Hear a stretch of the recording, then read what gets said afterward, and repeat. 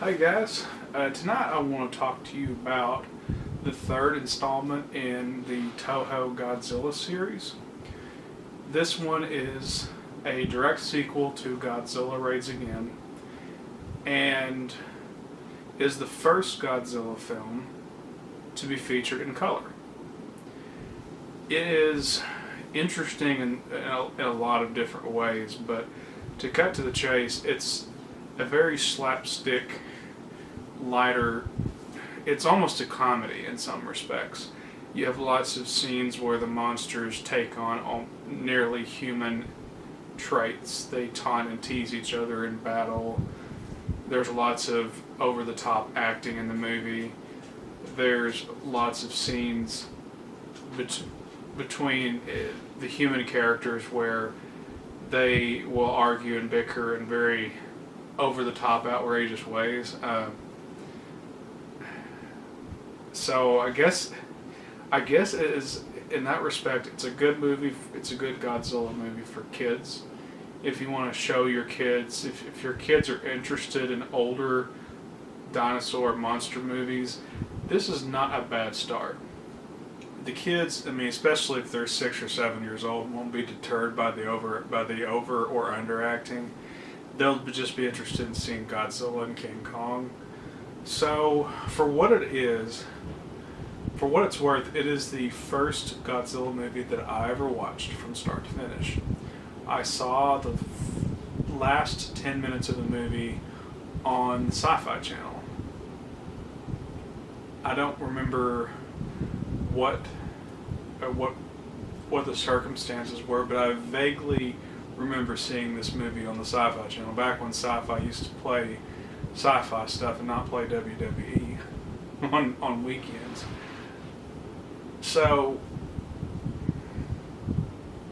when I watched it, I was really drawn into it. I thought it looked cool. I didn't really know much about Godzilla at that time, so I just saw this big dragon dinosaur-like thing spitting fire at a big gorilla, and I thought this is kind of cool. I mean, obviously you're a little kid. I loved dinosaurs. I loved monsters and dragons and stuff. So I naturally took to that and thought that is so cool. I want to see more of this.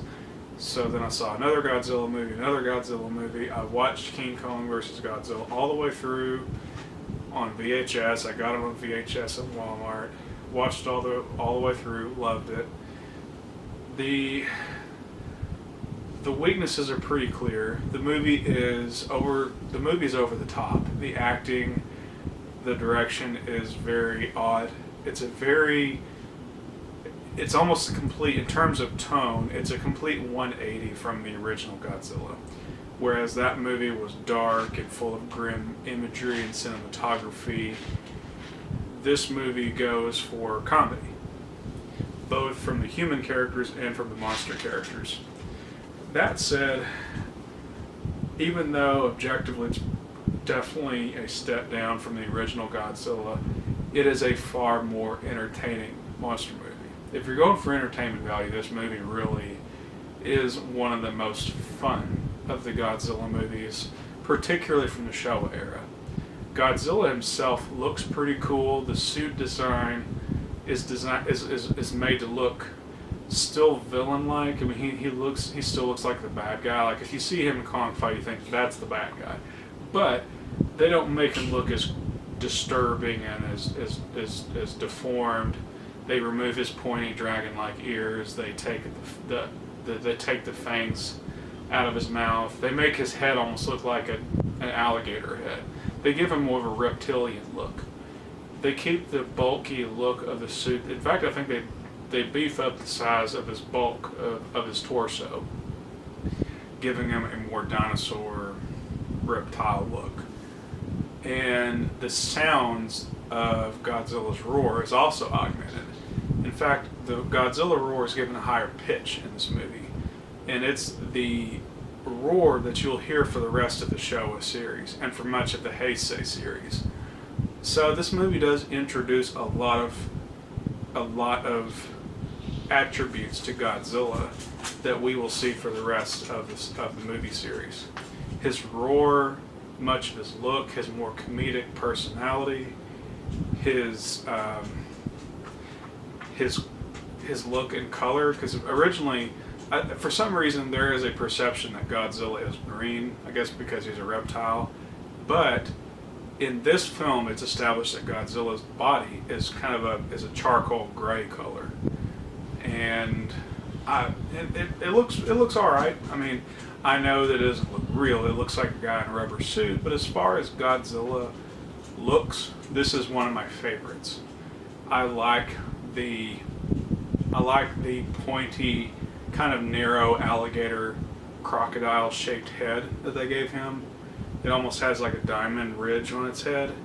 They took his eyes and turned them up to make it look like he's glaring or frowning. And I like it. It is definitely one of my favorites. I wouldn't say it's my number one favorite, but it's definitely my top 3 favorite Godzilla suit designs. So that movie has that going for it. One of the best looking Godzillas of the series. And the entertainment value is really ratcheted up.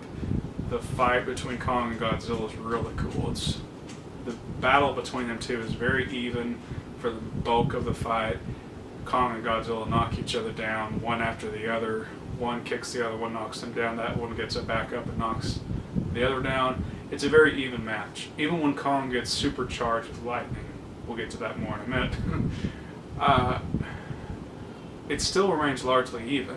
And the fight carries till they get close to the ocean, knock each other over a cliff into the water. Only Kong surfaces. It's interpreted by Toho to mean officially that Kong won the fight because only he surfaces. But Godzilla's an aquatic creature. He doesn't have to breathe. He doesn't have to come up for air. So I think we can presume that his fate is ambiguous. And since we know there's another 10 or 15 sequels to this movie within the Showa continuity, we can safely assume that Godzilla survived. He just probably retreated underwater and hid in some tunnel or cave, or they just grew tired of the fight and just swam away from each other. The miniatures in this movie are pretty unconvincing. They are elaborate. I'll say Toho put a lot of physical labor into building these little model miniature cities and little miniature tanks. But much of the fighting and much of the monster rampages take place in the wilderness. They take place in areas where there's lots of trees and cliffs, not so many big cities or buildings. Most of the fighting doesn't even happen in Tokyo. Most of it happens almost all of it happens at Mount Fuji in areas outside of Tokyo. So there's not a lot of elaborate building sets in this movie. So the movie does go the cheaper route in that respect. There are some pretty cool action sequences. I like the scene where Godzilla breaks out of the iceberg. It keeps with the continuity of the previous film where the military trapped Godzilla in the ice. In this movie, he breaks free of his iceberg, destroys a submarine, and then attacks a nearby Japanese base. It's a pretty fun little action sequence. Again, not realistic. I mean, it doesn't look real in any stretch of the imagination, but it's cool. It looks fun. It definitely sets the tone for the rest of the movie and, by some extent, the rest of the Showa series. I haven't mentioned much about Kong, and that's mostly because even though he is the protagonist in this monster rampage between him and Godzilla, he looks awful. For what he looks like a serious downgrade from what he looked like in the 1933 film, whereas the 1933 King Kong is a groundbreak in special effects, is a milestone in special effects in movie making. This Kong looks like something bought from a Halloween store. This suit design is awful. There's lots of continuity mistakes where his arms are regular length, like the length of a human being's, and there's other shots where you can tell the actor is wearing these long, droopy suit arms that look more like a gorilla's arms. And so there's lots of shots where suddenly he's got shorter arms and suddenly his arms are a lot longer. That don't really work. They, for the most part, Toho retcons Kong's backstory. They don't. They put him on a place called Pharaoh Island, not Skull Island. So Skull Island, I presume in this universe, doesn't exist. Not within the Showa series. Kong is on Pharaoh Island, where he's again worshipped by natives. Although the whole Fey Ray storyline that we got in the 1933 film within this universe never happened. Unfortunately. There is a scene where he fights a giant octopus. He doesn't fight any dinosaurs except Godzilla. The octopus scene is okay. There is a little bit of stop motion in that scene, but for the most part, it's Kong just throws rocks at it and it retreats. It's a pretty lazily made fight scene. There is some stop motion in his final fight with Godzilla. It's only one shot, to my recollection, where Godzilla does a drop kick thing. I don't know why they made it stop motion.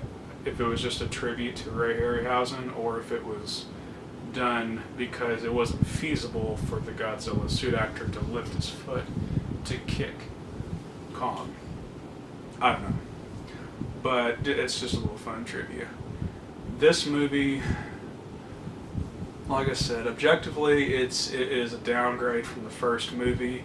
I say it's a much better film than Godzilla Raids Again. It's an entertaining movie. I enjoy it, and I think your kids will too. If you want to introduce your kids to a Godzilla movie, this is a good start. I still enjoy it for the nostalgic factor and the fact that I like the Godzilla suit design in this movie. So check it out, and I hope to talk to you guys soon, and you guys be safe, okay?